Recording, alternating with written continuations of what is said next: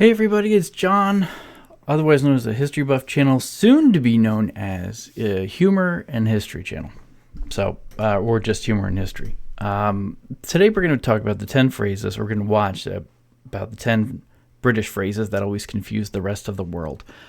I can come up with more than that, but I won't waste your time with that. So let's get into it. This list we're celebrating some bog standard bits and bobs of British English. But there's a spanner in the works because these sayings make no sense to anyone else. Already confusing me. Confuse innocence, Jane. We're both far too long in the tooth. Number 10, Bob's your uncle. This will go in here, and Bob's your uncle, abracadabra, is this your card?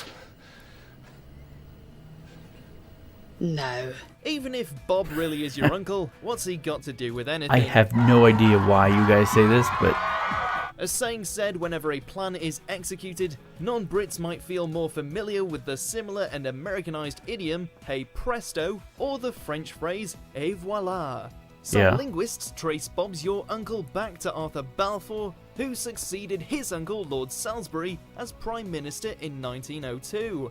Balfour's critics claimed he only got the job thanks to his familial connections. Bob's your uncle. okay. Number 9, All right, well, I guess that kind of makes sense the way things go. Sometimes tracing the history of words is very weird, but I get it. You know, in America we say, or in American English we say some weird stuff. So car boot sale. Love a car boot, baby. Love a car boot. While boot sales are a kind of cultural institution in the UK, this term can bewilder anyone not born in Blighty. First off, the car boot itself causes confusion, given that American English calls a car's storage space its trunk. But then, there's the actual concept itself, which makes a stateside garage sale seem very small fry. That is 182 bottles of body lotion.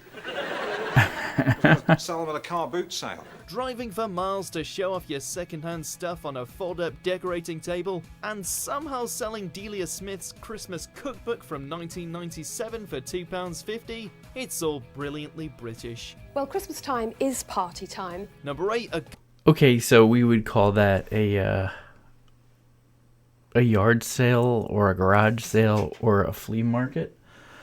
That's just okay. That's weird for me. good old chinwag.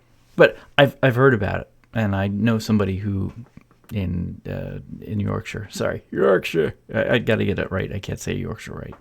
They'll make fun of me. No good stood round here chin wagging. Human race should gossip all Chin day. wagging. That actually makes Friends sense. Over a coffee, a pint, or on the walk home from work, this basic Britishism breathes new life into any conversation. With satisfying literalness, the term triggers anyone who hasn't heard it before to imagine chins rising, falling, and flailing around like an excitable dog's tail. Of course, given that a good old chinwag is the same as an overdue gossip, the mental image of mouths speaking quickly isn't too far away. Go on, go on, go on, go on, go on, go on, go on. Number 7, Yeah, that makes sense. A chin wag. Okay, that's sure makes perfect sense. I don't see that as being too weird. have a butcher's. And so, we've come to butcher. Cockney rhyming slang. East End, you say? I wonder what it's like these days. So much of British English is born out of London colloquialisms, but if you aren't well versed, then you can quickly struggle. You might say you're Hank Marvin if you're hungry because you're starving, or you'll refer to someone you like as your old china, as in china plate, as in mate, as in friend. But to have a butcher's is one of the most widely used phrases in London and elsewhere, and it simply means to have a look. Butcher's hook, look, see? It's simple. See what we've got. Let's have a butcher's, eh? Number 6. That makes no sense to me unless they're talking about like really getting a look. I think of Tommy Boy when he says if you want to something about a steak, and if you want to get a good look at a steak, you can stick your head up a bull's ass or something like that. But I'd rather take the butcher's word for it. Chuffed to bits. I played 5 eggs this morning. 5! How chuffed with that I was. It sounds very painful, good movie. but it's actually quite pleasant. In today's lingo at least. We Brits describe ourselves as chuffed whenever something has gone exceptionally well, like A-star exam results or a favourable football score. Chuffing, no. However, the etymology of chuff includes it being used as a 16th century adjective for an overweight person and as an alternative noun for someone's bottom or their genitalia. If something's Really? up the chuff, it's in a bad way. So, the chuff to bits now means excessive happiness is quite a considerable leap. So I'm happy about that. Yes. Sure. Number 5. You know, I'm just hearing it. It just sounds like it would be more negative than positive, but who am I to say? I didn't know there's so many different meanings for that, but all right. What a plonker. Clunker. A phrase made famous by Del Boy, usually at Rodney's expense. Plonker fronts a family-friendly set of soft British insults, all designed to deride someone for their stupidity, I but figured. usually in a playful way. You plonker!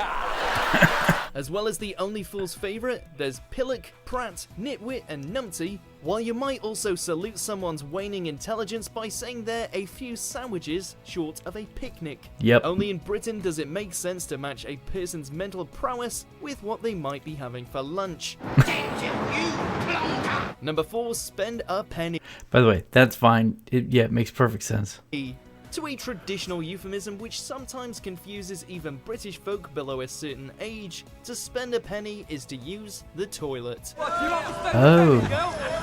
The term dates back to the mid-1800s, when coin-operated locks were fitted onto lots of public loos, so there really was a charge if you needed to relieve yourself. Wow. A century or so later, and the cost of visiting the toilet had skyrocketed to 10 or 20 pence. But the saying stuck around simply as a polite, indirect way of letting others know what you were up to. Excuse me, Bruce, I have to spend a penny. Go for your life, pal, don't fall in. Number 3. Don't fall in. I know. I've said that before. Yeah, it makes perfect sense. Spend a penny. Okay. It's an interesting one. Sod's Law. Given that one meaning of sod has the word relating to grass or turf, it can be tricky to see how Sod's Law started. Why is it, do you suppose? You keep on saying me. Sod's Law? It's often compared to Murphy's Law in America. I was though thinking that. Sod's Law is slightly more severe. Okay. You could call it the exact opposite to a win-win situation. Red traffic lights when you're running extremely late, that's Sod's Law. Staying in for a delivery but missing it because you took a shower, that too. Booking a beach holiday but getting rain all week, good God, it's annoying. Isn't it ironic? I could puke. Don't you think? Number 2, on the pull. Yeah, okay, so Murphy's Law. Most people think Murphy's Law is like anything that can happen will happen. It just means anything can happen. Whether it happens or not, I think, is up for debate. I don't think that's part of Murphy's Law, but I'd have to look it up. A close cousin to what Americans call hooking up or getting lucky, head to the city centre on a Saturday night and you'll soon catch on. Who is that guy, by the way?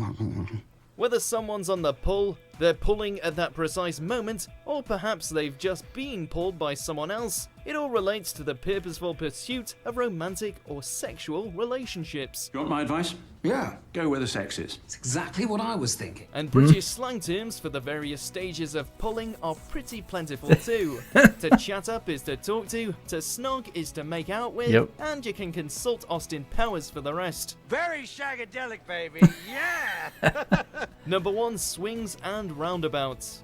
An Oh. everyday idiom across the UK, today's winner roughly equates to nothing gained and nothing lost. And Oh, promise okay. I will try my absolute hardest to bring your loved ones back to you, dead or alive. Said whenever the pros and cons of a given situation seem to cancel each other out, the origins of the phrase are largely unknown, although most researchers agree on the obvious links to the children's playground, with both playtime options promising equal levels of fun. You might even favour the slide, but it swings and roundabouts really. Okay. Well, that may or may not be true. Well, it is true. Well, it may or it may not be true. Do you All right. What do you think? Are these I don't know. Do you agree with what they're saying here? I mean, I don't think it's really... Some of them are confusing. Some of them are. Like, I'll never really understand Bob's Your Uncle other than having to hear that whole, ramble on about who that was. But to me, that just... and you hear it a lot. It just doesn't make any sense. So some of them don't. Some of them do. But what do you think is the weirdest one? I mean, as a Brit, what do you think is the weirdest one? As an American, what do you think is the weirdest one? Or what do you think is the coolest one? All right, I'll talk to you guys later. And as always, have a great one. Don't forget to like, share, subscribe. And we've got some Philomena Kunk in the memberships. And I believe possibly coming down the road if they allow this one to go through. Talk to you later. Have a great one.